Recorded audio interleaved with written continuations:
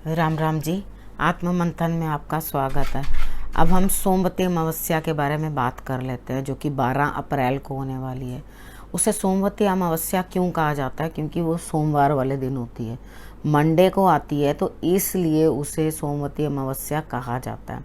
ठीक है, आपने उस दिन करना क्या है? ये लास्ट डे है हमारी संवत का, यानी कि जिस तरह हम 31 मनाते हैं ना डे, वैसे ही तो उस डेट को हम लोग खूब सेलिब्रेट करते हैं। रात को तो अगले दिन नया साल होता है, तो हमारे यहाँ पर भी इसी तरह से आज का दिन लास्ट है। लास्ट के दिन के अंदर हम क्या करते हैं, हमारे संस्कार पितरों का पूजन करने के लिए कहते हैं, और जो जो भी उपाय हैं जीवन को बेहतर बनाने के लिए वो हम लोग करते हैं। ठीक है, वो उपाय करने के साथ हमारी लाइफ जो है बेटरमेंट की तरफ चलती है। अब आपको मैं थोड़े थोड़े उपाय भी बताऊंगी आपको क्या करना है। उसके बाद आपने अपने पितरों को जल देना है। शुरुआत करते हैं सबसे पहले अपने स्नान से। वैसे तो गंगा स्नान का बहुत महत्व है इसके अंदर, लेकिन हम क्या कर रहे हैं, अब जा तो रहे नहीं हैं हरिद्वार पे नहाने के लिए। जो लोग वहाँ हैं वो नहा रहे हैं, वो सौभाग्यशाली हैं। हमने क्या करना है, गंगा जल पानी में डालना है, थोड़े से तिल डालने हैं। अगर आपकी हेल्थ अच्छी नहीं है तो तब आप उसके अंदर थोड़े से काले तिल डाल लेना, ईस्ट की तरफ फेस कर लेना, बकेट के अंदर भर लेना पानी, और उसके बाद आप हर हर गंगे करते बोलते बोलते नहा लेना। ठीक है, इतना आप घर पे करके आप स्नान कर सकते हैं। उसके बाद पितरों के निमित्त जो भी आपने दान निकालना है वो आप दान निकालो। ठीक, शाम के समय में, जिस समय में प्रदोष होता है सूर्यास्त के पहले का समय होता है और उसके बाद का समय होता है।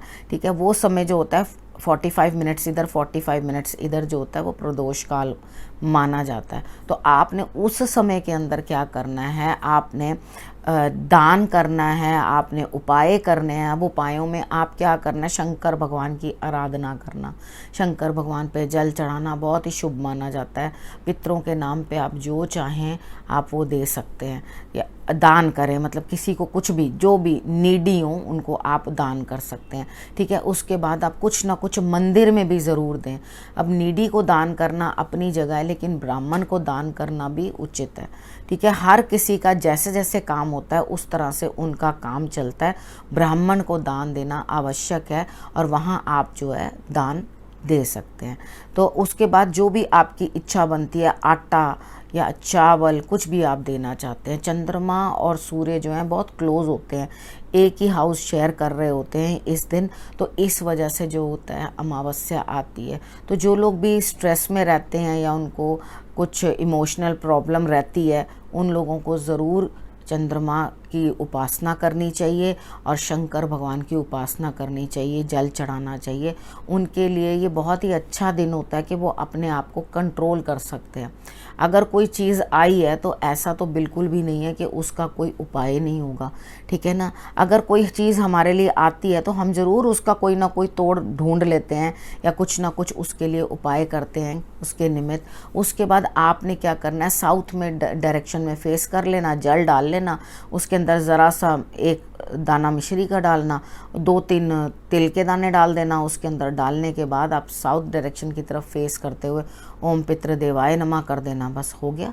इतना सा आपने करना है। बच्चों को समझाना है कि ये एंड ऑफ द ईयर है, सबसे पहले जो जा चुके हैं हमारे पितर हैं, पितृ ऋण भी होता है कईयों पे, किसी भी प्रकार का पितृ ऋण हो सकता है, वो जो ऋण होता है उसका भी निवारण होता है इस दिन। तो आप अपना अपना जो है जिस तरह से आप करते हैं, जो जो मैंने आपको समझाया है वो फिजिबल लगे तो करना। ठीक है, उसके बाद अगर आप खीर बनाएं अपने घर में तो बहुत ही अच्छा। वो खीर बना के आपने शंकर भगवान को भोग लगाने के लिए दे आनी है मंदिर में। जितनी आप उनको देना चाहते हो उतना डाल के आप धोने में या बर्तन के अंदर डालकर आप दे सकते हो। ठीक है, उसके बाद आपने कौओं को खिलानी है ज़रूर। जो आपके यहाँ काम कर रहे हैं उनको आपने खिलानी है, यानी कि आप मंदिर में देकर आ गए, आपने अपने यहाँ काम कर रहे हैं जो उनको भी दे दी है खीर, और आपने कौओं को भी दे दी है।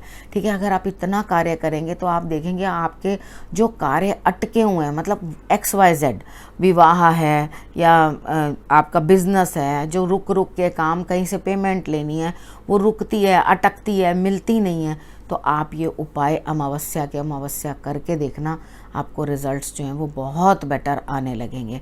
ठीक है, जब हमारे घर के बड़े भी जो जा चुके हैं वो प्रसन्न होते हैं तो वो भी हमें जो है बहुत ही आशीर्वाद देते हैं। उसके बाद नेक्स्ट डे जो है हमारे लिए नवरात्र शुरू है, यानी कि हैप्पी न्यू ईयर, हमारा हैप्पी न्यू ईयर। तो आपने वो रात जो है जो आपने पितरों के लिए निमित्त की, वो आपने पितरों का पूजन किया, आपने उस अंधेरे को मिटाने में वाइट चीज़ जो है वो देनी शुरू की। ठीक है, आज जब आप वाइट चीज़ देते हैं उसके अंदर उसकी पावर को इंक्रीज कर देते हैं तो डेफिनेटली जो डाउन हो रहा होता है यानी कि चंद्रमा, उसको भी पावर मिलती है।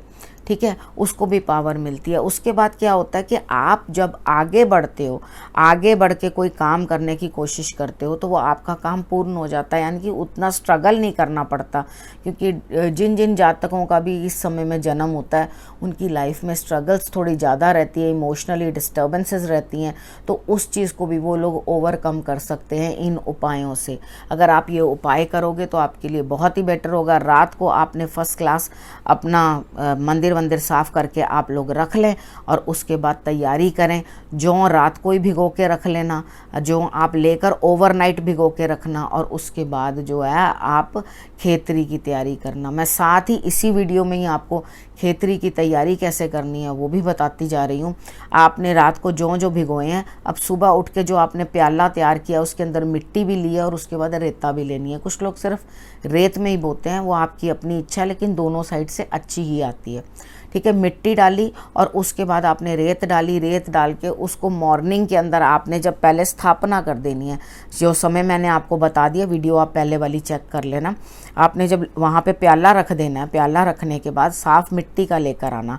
प्याला रखने के बाद प्याले के अंदर आपने जौ डाल देनी है। जौ डाल करके आपने उसको अलग से एक साइड पे रख देना है, मौली डालनी है और उसके बाद उसके ऊपर गणेश बनाना है। गणेश बना के तिलक लगाना है और फूल और फल जो भी आपने लाने हैं वो लेकर आना। ठीक है, और उसके बाद एक छोटी सी चुन्नी ज़रूर ले आना, वो आप जो है खेतरी को उड़ाने के बाद में काम आएगी। ठीक है, और खेतरी के लिए अब बाकी भी वीडियो मैं आपको बताती जाऊंगी साथ साथ बनाकर। तो अभी आप फ़िलहाल के लिए जो खेतरी बीजनी है उसकी तैयारी आपने कैसे करनी है और जो घड़ा आपने लेकर के आना है वो घड़ा आप कल मॉर्निंग में ही ले लेना। ठीक है, नहीं तो आप पहले ले चुके होंगे, इसीलिए मैंने आपको वीडियो बना के दी थी कि आप पहले ले लें, क्योंकि इतवार को घड़ा नहीं खरीदते, बुधवार और एतवार को घड़ा नहीं खरीदा जाता। ठीक है, उसके बाद अगला काम आपने क्या करना है, जो घट स्थापना करनी है उसके अंदर मोस्टली क्या होता है, कितनी बार चेक करके अच्छे से लेने के बावजूद भी 7 दिन के अंदर अंदर जो घड़े का पानी होता है 8 दिन के अंदर सूख सा जाता है। तो मैं यही प्रेफर करती हूँ, मिट्टी का बहुत अच्छी बात है, आप मिट्टी बाहर बेशक उसको लेप कर लेना उसके अंदर डालने के लिए, मतलब उसको वो मिट्टी की तासीर देने के लिए, लेकिन आप तांबे या पीतल दोनों में से कोई भी एक लेकर के पात्र उसके अंदर जल भर के रखना, क्योंकि वो 9 दिन तक सही रहता है।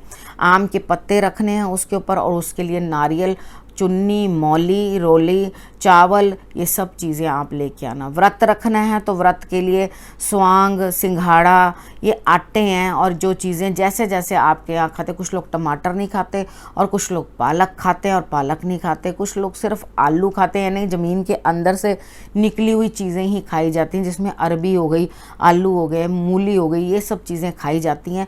और जो जो आपके यहाँ पे खाने का रिवाज है उसी प्रकार से करें। व्रत नहीं किया जाता आप लोगों से, अगर हेल्थ इश्यूज़ हैं या कोई कारण है कि आप व्रत नहीं कर सकते तो जोड़े में रख लेना, या पहले दो या आखिरी दो। ठीक है, जोड़े में रखना, ऐसे मत रखना एक मैं पहले रखता हूँ एक मैं आखिरी रखता हूँ, इस तरह से करके नहीं रखते, जोड़ा बना के रखते हैं। ठीक है, और अगर जैसे आप हस्बैंड वाइफ हैं, बच्चे हैं, सभी जोड़े जोड़े करके 2-2 व्रत रख लेते हैं अपने, तो आपके लिए लास्ट का हो चाहे पहला हो वो ठीक ही रहता है। तो उस तरह से करने के लिए आपके लिए जो है बेटर रिजल्ट्स रहेंगे उसके अंदर। और अगर आप ये सोचोगे कि भाई हम एक एक ऐसे इधर उधर कर लें, वो चीज़ करके मत करना। और उसके बाद अपनी हेल्थ देखना। वैसे तो गेहूं जो होती है, मैंने आपको हमेशा बताया कि आजकल डॉक्टर्स भी कह देते हैं इन्फ्लामेशन है, गेहूं बंद करो। तो ये जो संक्रमण होता है ऋतु का, आपस में मिल रही होती है ऋतु, और इस समय में जो है बीमारियां एकदम से बढ़ जाती हैं। तो कुछ ना कुछ इन्फेक्शंस या बुखार या इस तरह की कोई चीज़ें, मैं आगे भी वीडियोस में आपको बता चुकी हूँ। तो उसके कारण क्या होता है, गेहूँ हम खाना बंद कर देते हैं। पहले से ही ये हमारे लिखा हुआ है हमारे ऋषियों ने कि आपने इस समय के अंदर ये भोजन खाने हैं। हमें क्योंकि इतनी समझ नहीं थी, इसलिए उन्होंने हमें बताया कि हमने ये खाना है और ये हमने छोड़ना है। तो हम वो खा रहे हैं वो चीज़ें, और उसके बाद जो समय के अंदर हमने जो चीज़ें खानी होती हैं वही हम खाते हैं। ठीक है, आप कंजकों के लिए जो चाहें सामान ला सकते हैं। देसी घी की जोत जगाएं।